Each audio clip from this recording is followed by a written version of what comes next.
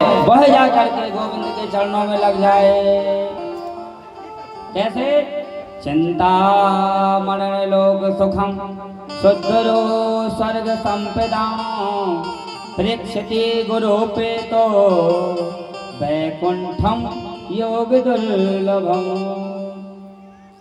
इसलिए हे सूत जी महाराज, जो आपने अपने गुरु से जो भी ज्ञान सीखा है थोड़ा सा, वह गुरु प्रसाद आप हमें भी प्रदान करिए, जिससे हम तो सुनेंगे, हमारे साथ साथ में ये संसार वाले भी सुन लेंगे। सजनों, अरे बात सही है।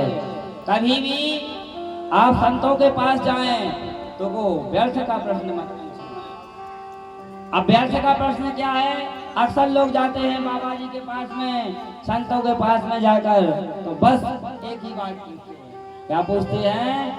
ये महाराज, ऐसा कोई उपाय बताइए जिससे हमारी दुकान चलने लगे, जिससे हमारा परिवार सुखी हो जाए।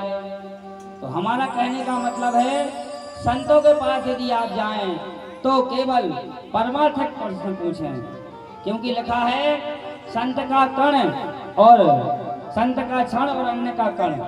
जीवन में हमें ऐसा प्रयास करना है कि वो बर्बाद ना हो सके, क्योंकि इस संसार में हर व्यक्ति दुखी है। बस फर्क इतना है कि आप बता रहे हो तो सामने वाला बता नहीं रहा है। लिखा है किसी ने, कोई तन दुखी कोई मन दुखी, कोई धन में रहते उदास, थोड़े थोड़े सब दुखी पर सुखी राम के दास, सुखी राम के दास। इस संसार में हर व्यक्ति दुखी है। किसी ने लिखी है एक पंक्ति, क्या लिखी है भैया, थोड़ा सा भी ध्यान दें। किसी ने एक पंक्ति लिखी है कि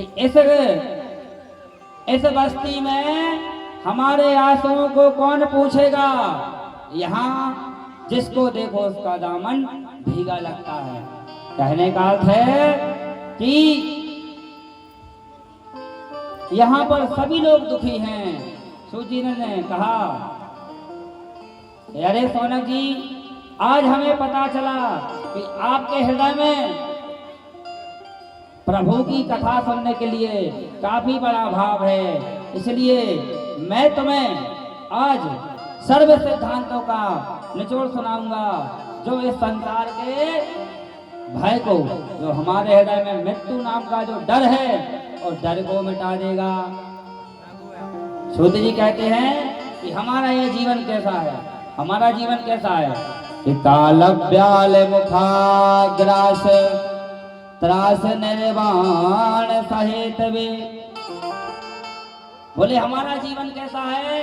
एक बहुत बड़ा अजगर सर्प है, और उस अजगर सर्प ने अपना मुख को खोल कर रखा है, और हम काम क्रोध लोभ मोह में घिरे जा रहे हैं।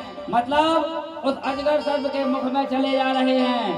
पर हम जिंदा कब तक हैं? जब तक उस अजगर ने अपना मुख बंद नहीं किया। और जैसे ही वह अजगर अपना मुख बंद कर देता है और हमारा गोविंदाय नमो नमः हो जाता है। इसलिए हमें अपने जीवन का एक भी भरोसा नहीं है। इसलिए सूत जी ने कहा, हे सोनक जी, जिसको तत्काल गोविंद को प्राप्त करना है वह केवल एक ही काम करे। क्या? श्रीमद् भागवतम शास्त्रम कलौ कीलेन भाषितम। बोले जिसको तत्काल भगवान को प्राप्त करना है वह केवल भागवत शास्त्र का आश्रय ले ले, और भागवत शास्त्र का जब व्यक्ति आश्रय ले लेता है तो निश्चित ही उसका कल्याण हो जाता है। सूत जी कहते हैं कि सोनक जी, भागवत शास्त्र की महिमा को और कोई नहीं, मैं खुद जानता हूँ। बोले कैसे? बोले यह बात उस वक्त की है जब राजा परीक्षित को 7 दिन में तक्षक सर्प डसने का श्राप लगा था। उस समय पर जैसे ही देवताओं को पता चला कि परीक्षित को 7 दिन में तक्षक सर्प डसने का श्राप लगा है। और श्री सुखदेव भगवान परीक्षित को कथा सुना रहे हैं। तब देवता लोग अमृत का कलश लेकर आ गए। सुखम नत्वा वयम सर्वे सुकार कुशलासुरा। अब देवता कौन है? देवता बड़े ही चतुर हैं, वह अपना कार्य बनाने में बहुत ही होशियार हैं। और जैसे ही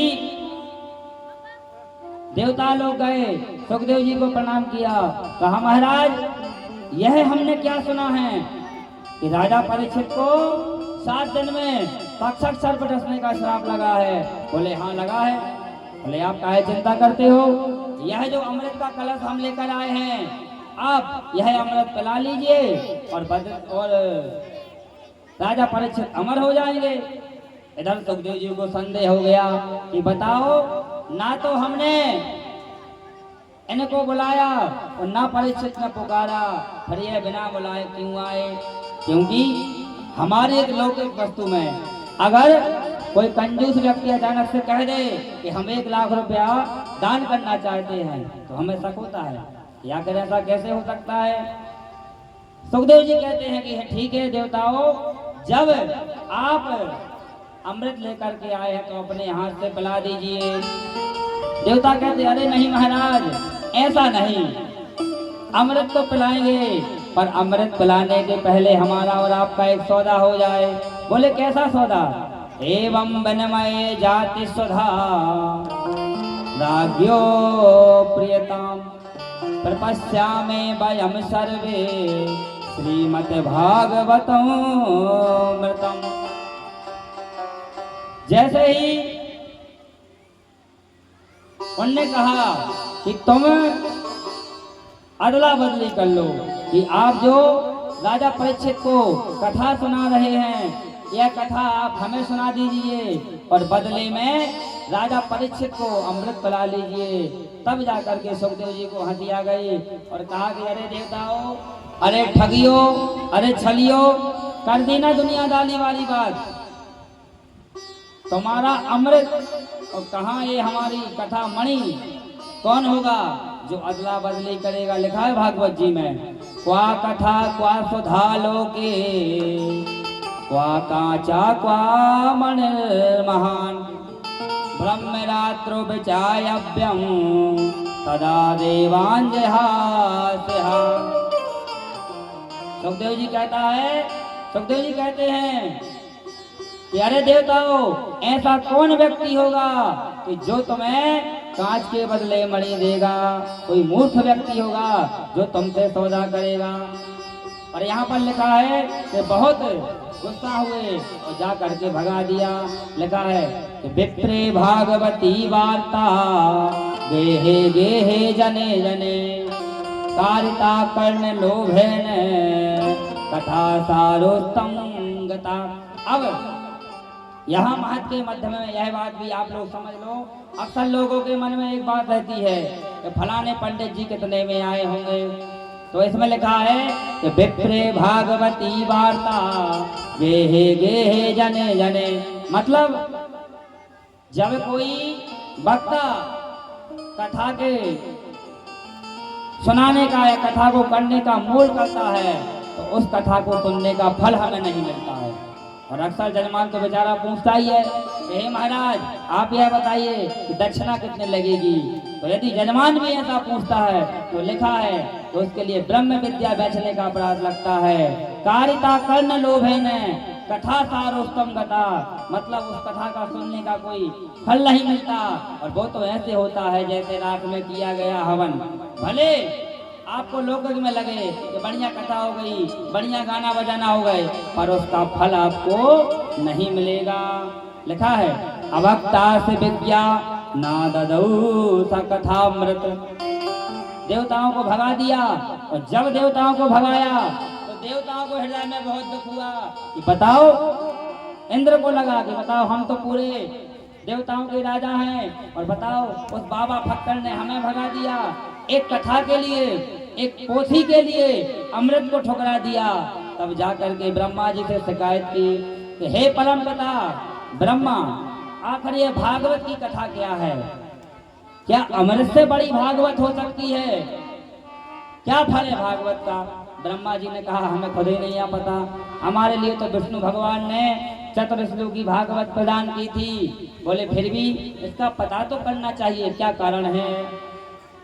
तब ऐसा लिखा है कि ब्रह्मा जी ने एक तराजू ली और एक पल्ले पर संपूर्ण वेद शास्त्र ग्रंथ रखे और एक पल्ले पर श्रीमद् भागवत कथा को रख दिया।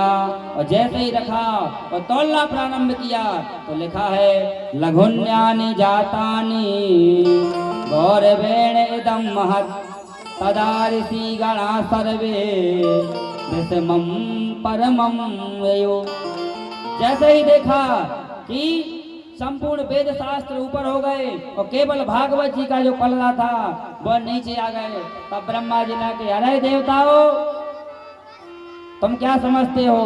भागवत कोई पोथी नहीं है, भागवत कोई हंसी मजाक की चीज नहीं है, भागवत कोई टाइम पास करने की चीज नहीं है। ये भागवत क्या है? भागवत क्या है? लिखा है भागवत जी में श्रीमद् भागवत कुख्या प्रतीक्षा कृष्ण एव ही। श्रीमद् भागवतोख्या प्रतीक्षा कृष्ण एव ही, मतलब श्रीमद् भागवत कोई कथा पोथी नहीं है, ये साक्षात भगवान श्री कृष्ण हैं। इसलिए जिसको भी अपना कल्याण करना है वह केवल भागवत का आश्रय ले ले तो निश्चित ही उसका कल्याण हो जाएगा। बोलो भागवत भगवान की। सूत जी कहते हैं कि अरे भैया, नारद जी की बड़ी कृपा हुई कि जन जन में उन्होंने भागवत धर्म का प्रचार प्रसार किया।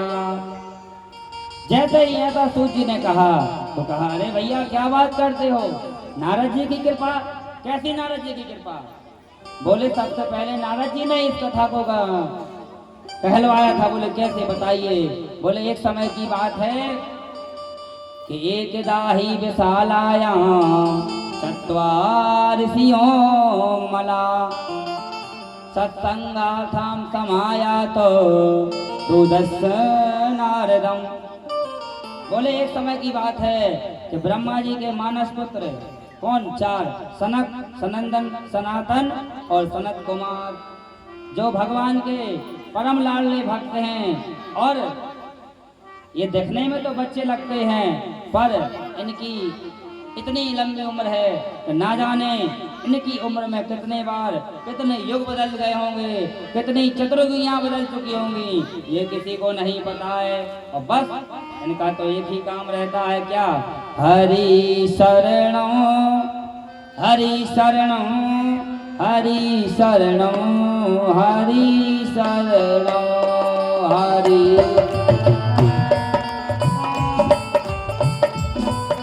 हरि शरणं हरि शरणं हरि शरणं हरि शरणं हरि शरणं हरि शरणं हरि शरणं हरि शरणं हरि शरणं हरि शरणं।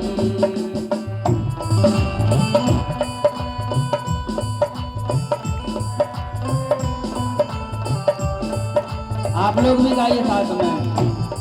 प्रभु शरणं प्रभु शरणं प्रभु शरणं प्रभु शरणं प्रभु शरणं प्रभु शरणं प्रभु शरणं प्रभु शरणं।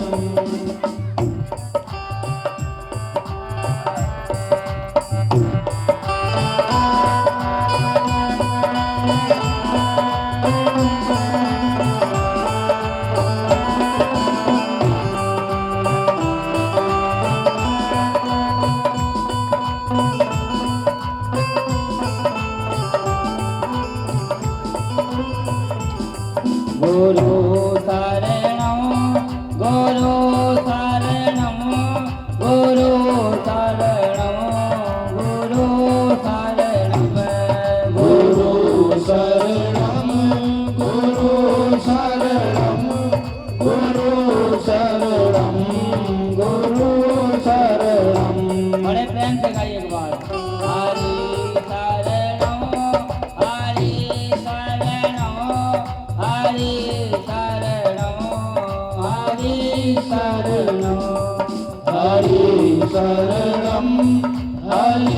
शरणं हरि शरणं हरि शरणं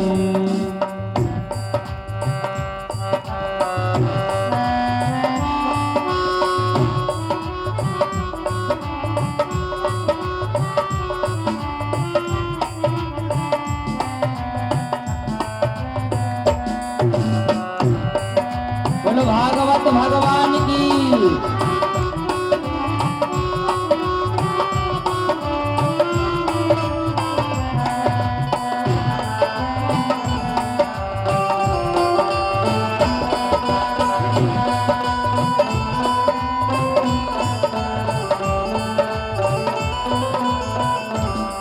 हरि शरणं हरि शरणं हरि शरणं हरि शरणं।